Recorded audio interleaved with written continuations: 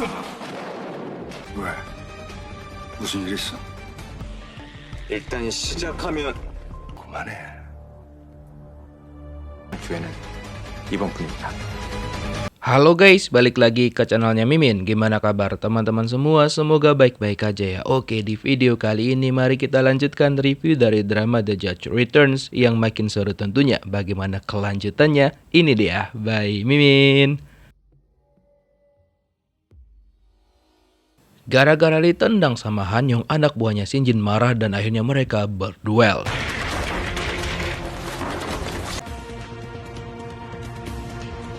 Tapi Han Yong kena cucuk sama anak buahnya Kang Shin Jin. Tapi untung aja Han Yong itu sudah persiapan karena dia sudah pengalaman dengan hal-hal yang seperti ini kan. Jadinya dia tuh memasangkan busa di dalam tubuhnya sehingga dia tidak kena cucukan itu. Lalu dia melemparkan buku ke arah anak buahnya Shin Jin. Gak lama setelah itu datanglah anak buahnya Pak Chu dan dia heran kok berantakan banget di situ. Lalu dia tanya sama Han Yong siapakah pelakunya. Han Yong bilang tuh yang sebelah katanya. Akhirnya mereka berdua berduel juga. Dan ternyata anak buahnya Pak Chu nggak berkhianat ya. Kemarin Mimin salah jelaskan, tapi dia itu memang setia kan, memang lagi ada urusan aja. Dan by the way anak buahnya Shin Jin ini kayak kuat banget gitu loh.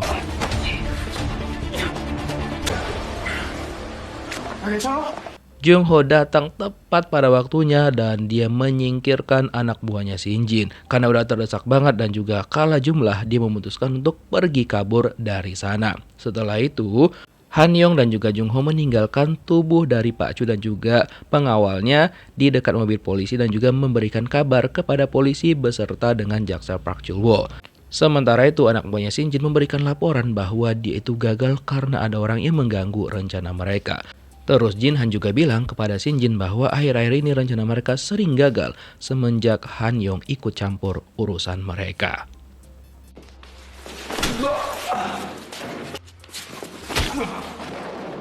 Pertama-tama Shin Jin membereskan anggotanya itu dulu. Dia pukul berkali-kali dan juga memberikan peringatan kepada anak buahnya itu untuk tidak boleh gagal lagi. Karena biasanya dia nggak pernah gagal, tapi kok kali ini ya apes banget. Dan dia tanya siapa orang itu, dia nggak ingat sama sekali mukanya. Yang pasti kayaknya mereka kenal dengan Pak Chu dan juga gengnya. Terus kata Shin Jin dia bakal memberikan tugas lagi dan tidak boleh gagal lagi. 의원 맞죠? 맞잖아요. Terus kan Park Chul Wo itu menginterogasi Pak Chu untuk menanyakan apakah Pak Kang adalah ide dibalik semua dan juga hal-hal yang dia lakukan.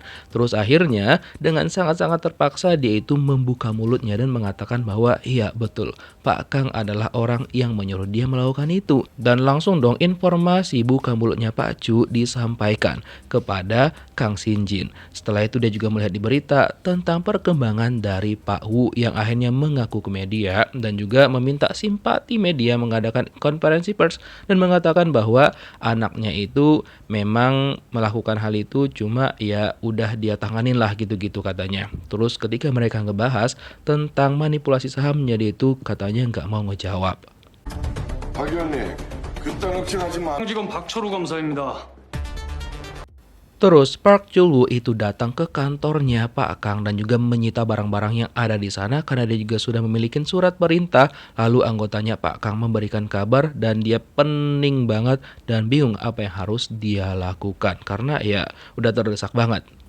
Dan untuk Kim Jina setelah berpikir panjang nih akhirnya dia mau menurutin permintaan Han Yong untuk membeberkan dan juga menangkap anak dari si Pak Wu yang sekarang berada di diskotik sedang berpesta narkoboy.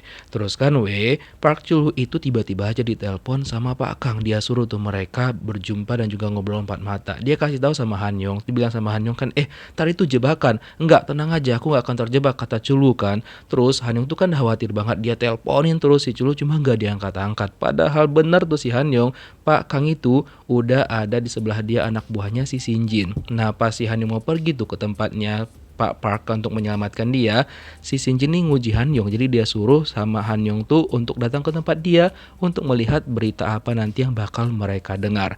Nah ya sudahlah.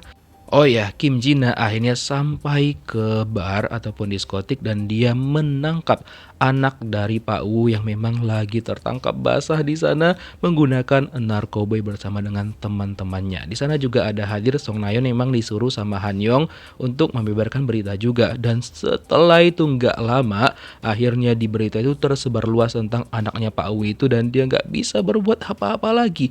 Dia itu panik banget, nelponin tuh semua petinggi. Tapi gak ada yang merespon satupun. Ya walaupun ada yang ngerespon, tapi malah diabaikan. Jadinya dia bingung apa yang harus dia lakukan. Karena dia udah benar-benar terpuruk banget. Belum lagi ya masalah manipulasi saham yang dia buat. Jadi dia sekarang hanya pasrah aja. By the way, Pak Chon yang menangani tentang kasusnya Pak Wu itu, dia akhirnya menyerahkan surat pengunduran dirinya dari jabatannya. Oh ya, Han Yong akhirnya sampai di tempatnya Shin Jin dan dia memberitahukan alasan dia menjatuhkan Pak Wu karena menurut dia Pak Wu itu gak ada sopan santunnya sama sekali dan juga ya dia itu pokoknya jahat banget. Dan dia nanya sama Han Yong, kamu tuh beneran gak minta imbalan sama aku? Kata Han Yong, enggak belum katanya. Dan dia menyinggung tentang Park Chul Woo karena kan Han Yong tuh sering bekerja sama Chul menyelesaikan sebuah kasus. Dari situlah Han Yong sadar bahwa kayaknya Park Chul Woo itu dalam bahaya. Cuma Han Yong mencoba untuk bersikap setenang mungkin agar si Shin Jin nggak curiga kalau misalkan dia masih bekerja sama dengan Park Chul Woo. Oh ya, by the way, Chul Woo kan udah sampai tuh ke tempatnya Pak Kang, tapi dia malah dicekek sama anak buahnya Shin Jin. Gak tahu tuh kayak mana nasibnya Pak Park karena dia pingsan setelah dicekek anak buahnya Shin Jin. Terus Han Yong bilang sama Shin Jin kan tiba-tiba banget dia bilang kalau dia udah memikirkan imbalannya, yaitu dia pengen Shin Jin membantu dia untuk menjatuhkan Hakim Agung Hwang Nam Yong. Nah, Shin Jin tuh ingat hakim itu adalah hakim yang menjatuhkan hukuman kepada ayahnya Han Yong 1 tahun 6 bulan untuk kesalahan yang gak dilakukan sama ayahnya Han Yong. Terus Shin Jin bilang kan kamu tahu aku juga hakim pendamping, harusnya kamu marah juga dong sama aku, kata Shin Jin kan. Terus bilang sama Han Yong, ya waktu itu kan keputusannya sepihak sama si Hakim Hwang itu, sedangkan kalian kan yang bagian pendampingnya nggak bisa berbuat apa-apa, kata si Han Yong kayak gitu. Terus kata Shin Jin, oke, kita lanjutkan pembicaraan kita di tempat makan. Makanlah mereka ke tempat ini, ternyata si ibu-ibu yang dikasih sama si Shin Jin itu uang banyak, ternyata bukan sogokan guys, tapi ternyata ibu itu adalah orang yang menyelamatkan dia hingga dia bisa seperti sekarang. Jadi Shin Jin tuh cerita sama Han Yong tentang masa kecilnya dia dulu. Karena dulu kan memang dia bekerja di tempat bordir gitu. Dan sebelum dia kerja di situ, si ibu tadilah yang menyelamatkan dia ketika dia luntang-lantung di jalanan. Jadi pas dia kerja di situ, si ibu itu juga yang sering memberikan dia makanan. Pokoknya kalau ada makanan yang sisa dikasih sama Shin Jin. Tentunya makanannya masih bagus ya, bukan makanan yang benar-benar sisa yang kita bayangkan gitu. Terus, Shin Jin juga menjelaskan sama Han Yong bahwa Pak Hwang itu bakal dia serahkan sama Han Yong setelah pemilihan ketua Mahkamah Agung yang baru. Pokoknya setelah itu, dia serahkanlah si Pak Hwang itu mau diapain sama si Han Yong, terserah aja. Dia juga wanti-wanti sama Han Yong untuk jangan macam-macam, karena kalau macam-macam ya Han Yong juga bakal dia buru. Terus kan Park Chul Woo untung aja dia baik-baik aja dan masih sadar, tapi masalahnya Pak Kang itu sudah kehilangan nyawanya, dihilangkan sama anak buahnya Shin Jin. Terus setelah itu dia nelpon lah Han Yong untuk datang ke sana.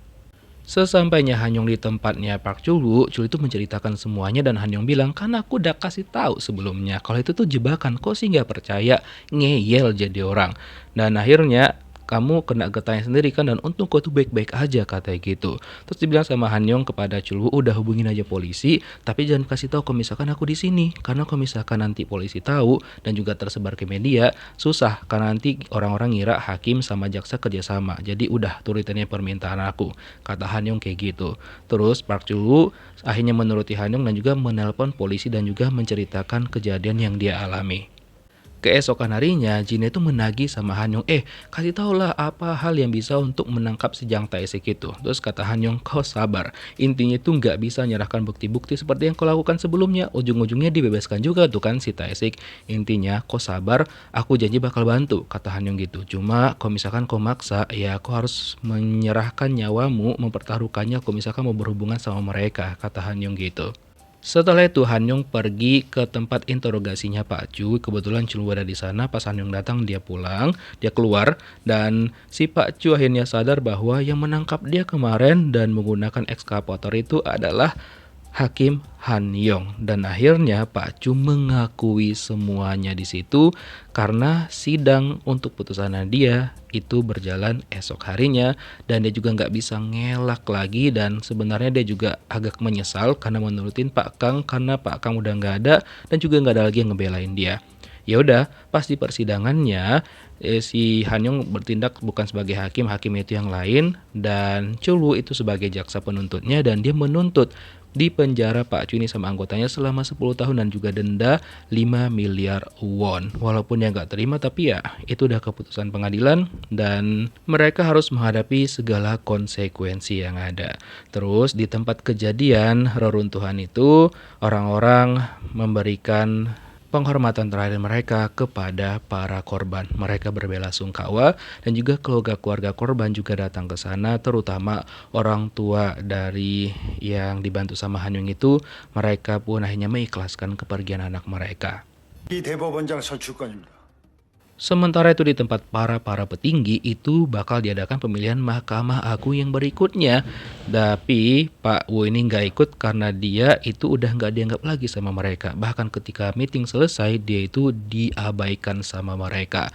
Oh ya, Mahkamah Agung yang bakal dipilih selanjutnya, kata si Shin Jin kepada bosnya adalah ya si Hwang Nam Yong, orang yang diburu sama Lee Han Yong. Setelah dia itu keluar kan dan melihat ternyata Pak Woo masih ada di sana, kali ini Shin Jin tuh memberikan pelajaran kepada Pak Woo atas penghinaan yang sempat diberikan Pak Woo kepada dirinya.